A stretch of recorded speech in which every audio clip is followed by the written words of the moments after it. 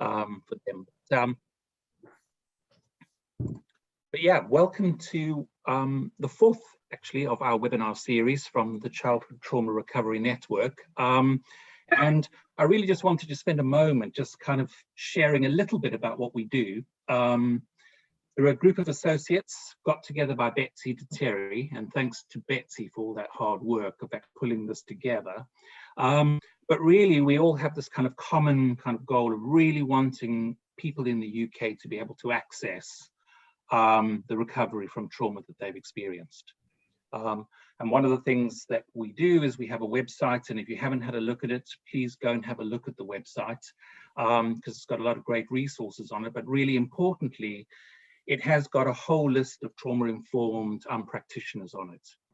And so it's a really useful resource in terms of that. But the other thing that we're really trying to promote is that practitioners who are working with young people who've suffered trauma are trauma-informed. And that's what these webinar series are about. And today's particularly is around kind of, well, what do we mean by this trauma-informed practice? So, so the three of us will, I suppose, be sharing some ideas initially, and then we'll be having an opportunity for question and answer. So if you've got any questions as we go along, please feel free to put them in the chat, and we'll have a look at them. And once we've kind of spoken a bit, we'll have an opportunity then to really engage in some kind of discussion with people. All right, so I'm going to kick off, and I'm going to talk to you a little bit about some of the research that we've been doing around kind of developing some core capabilities around trauma-informed practice, because I think one of the things we found was that there's a huge amount of literature out there. I mean, if you just Google trauma-informed, you will be completely overwhelmed by what's out there. And there usually are a huge number of kind of competency frameworks, all of them overlapping, but with some kind of variety to them. And some of them are kind of up to about 40 to 60 different competencies that make for trauma-informed practice. And, you know, that obviously reflects what a complex issue it is. But I think also what often happens is that people become quite overwhelmed in terms of that. And so we felt like it was really important to be able to kind of think about that. I mean, you know, there've been lots and lots of developments around trauma-informed work, but actually there seems to be, you know, we know a lot, but actually what are we doing? And it's about how do we make this much more accessible so that people feel like they can actually make use of the research that's out there. And so what we were really trying to do was to think about kind of for the UK population, because one of the things we'd found is that there was lots of stuff in America and Australia, but actually very little until recently had been written in the UK. I mean, I think things have changed quite a lot in the last few years, certainly with stuff that Betsy and Karen have been doing, but also things like Beacon House. You know, there's a lot more kind of UK-based information out there now. And so what we wanted to do was to not to try and replicate that or to try and redefine or recategorize things. What we wanted to do was think about, could we come up with a really small number of what UK experts thought were absolutely key if you were going to be trauma informed? Like, what would be the absolute key stuff that you would need to do in order to do that? And we used a very particular methodology, which is called Q methodology. And it's a really interesting methodology because what it allows us to do is to not only look at what items link together, but also what kinds of practitioners or experts are thinking certain things are really important. And I'll talk about why that's important in a bit. So that's really what we set out to do. And we did this in 4 stages. We did a literature review. And there was very little actually that was peer reviewed that it actually looked at, although there was lots of stuff written about being trauma informed. There was very little that had actually been peer reviewed.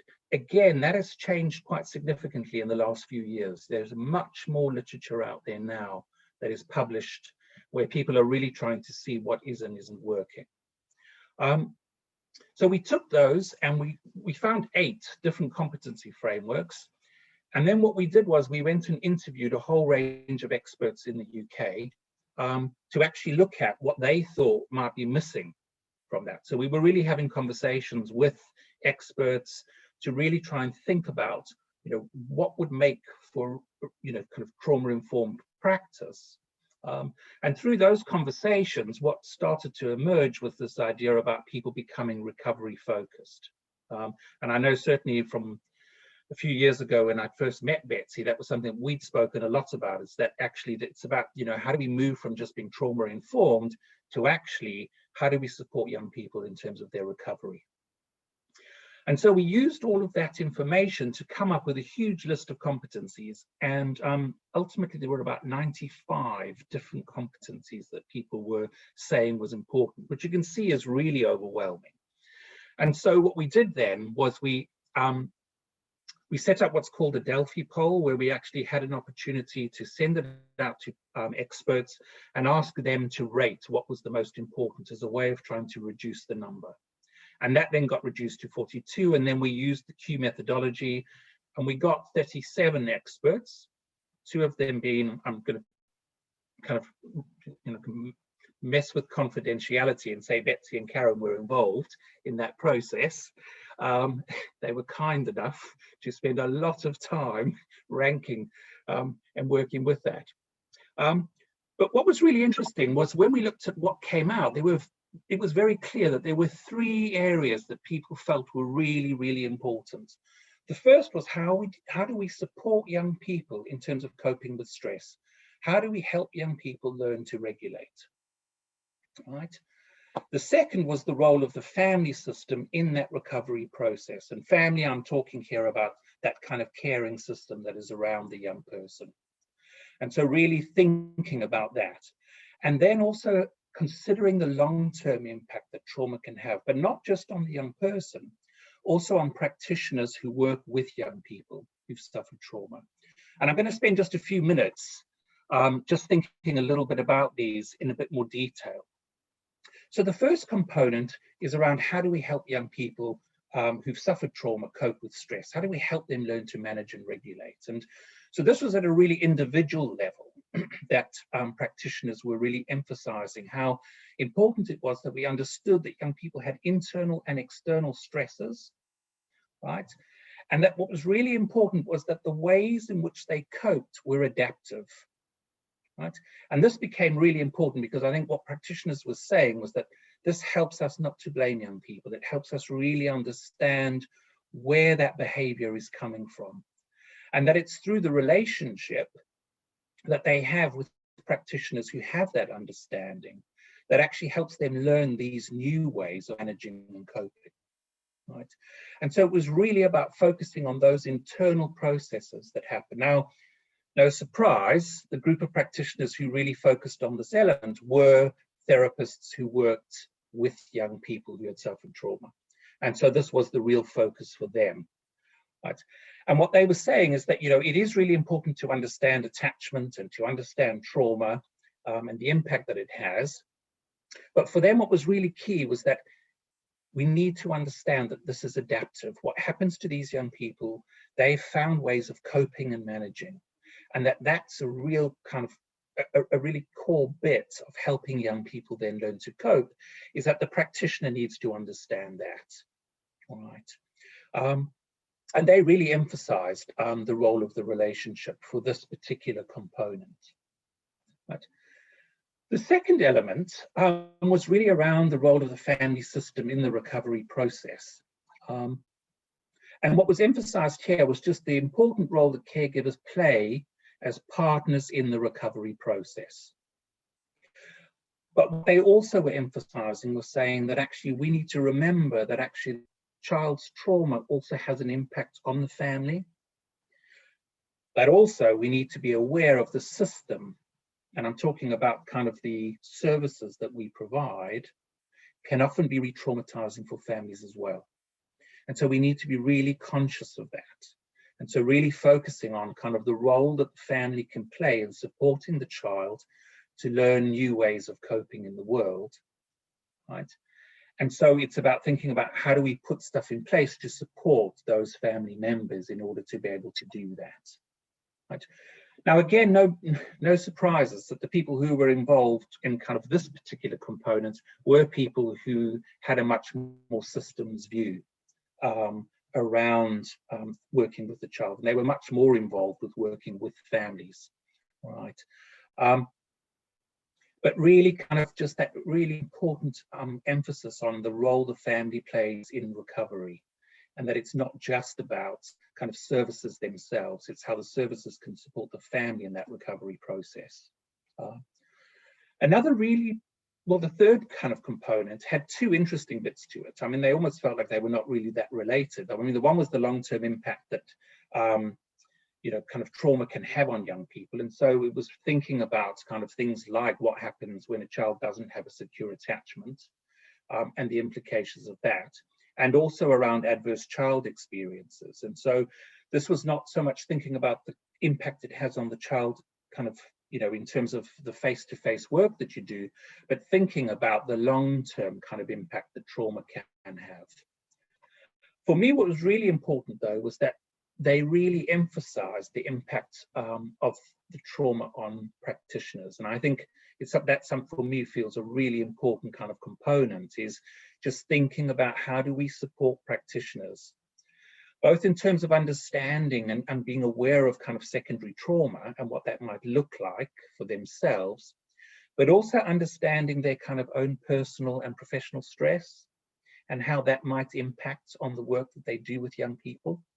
Right.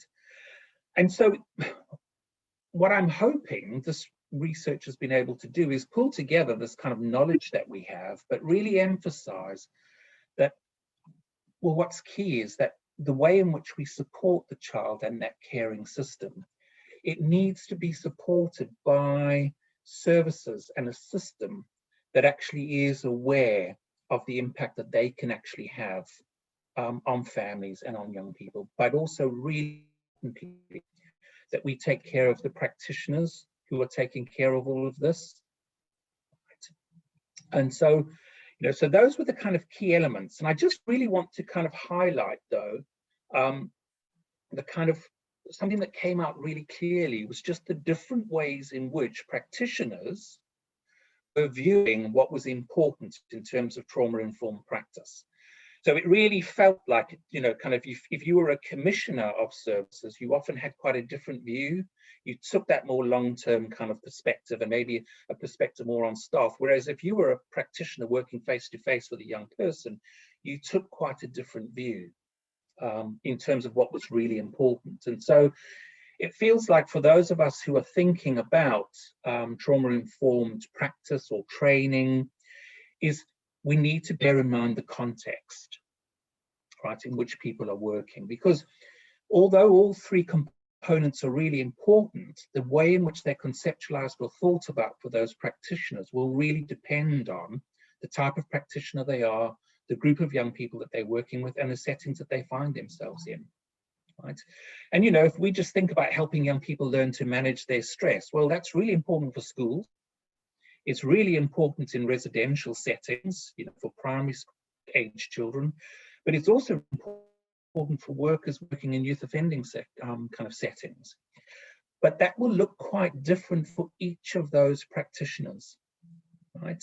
And so it's thinking about how do we make that relevant for them, right? Because for a teacher, it might be around training them in relational approaches or more empathic approaches to behavior management that really kind of think about helping the teacher develop self-reflection and the capacity to contain what's happening for the child. Whereas in a residential setting, well, often it will have to be much broader. The residential kind of setting will need to be thinking about how does the actual setting, right, help to kind of regulate the young person's capacity, as well as how do we support the care workers. You know, it might be that they need training in things like nonviolent resistance, right, as a way of supporting them in that particular context.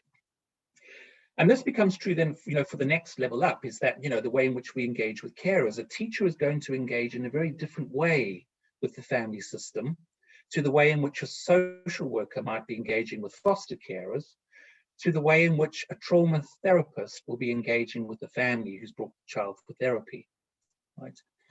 And again, it relates to that broader kind of thing around what kind of support do we need. Teachers will need very different kinds of support to, let's say, for example, a police officer who is working with victims of child abuse. And so I think it's a really important thing for those of us who commission services, but I think also really importantly for those of us who deliver training to really think about the context, because some of the new research that's kind of just come out around some of these very generic, all-encompassing frameworks is that actually they're not really bringing about change, right? And so we really need to kind of acknowledge that context, right? So I'm just going to finish off with my last slide, because I think for me it's a really important one, is that I think the thing that really struck me was that, and I was quite conscious that it, you know, when you think about researcher bias, is that it seemed like every single group though emphasized the role of the relationship. Right? That seemed to be key, was that what we're trying to do for children who've suffered trauma is to provide a relational context that is therapeutic for them. Because it really is in that relationship that real recovery can happen. Okay. All right, so on that note, I'm going to then just hand over to Karen.